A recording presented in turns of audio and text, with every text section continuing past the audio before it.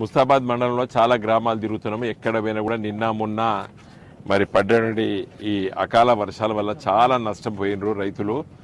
సరే, వాళ్ళ బాధ ఏంటంటే నిన్న వర్షాలతోనూ చేతికొచ్చే పంట నష్టపోయినాము, గత 2 నెలల నుంచి నీళ్లు లేక నష్టపోయినాము, అట్లా వేసుకున్న వరి ఎండిపోయింది, చేతికొచ్చేటువంటి ఈ పంట ఈ అకాల వర్షాల వల్ల నష్టపోయినామని చెప్పేసి రైతాంగం బాధపడుతున్నారు. కొంతమంది అయితే మా రైతు బంధు రాలేదని చెప్పి బాధపడుతున్నారు. కరెంటు నిన్న తీగలు తెగి మరి ముస్తాబాద్ మండల కేంద్రంలో ఎల్లయ్య అనేటువంటి ఒక యాదవ మిత్రుడు చనిపోవడం జరిగింది దురదృష్టవశాత్తు. సరే, ఇవన్నీ కూడా మనకు ఇబ్బందులు పెట్టే సృష్టి.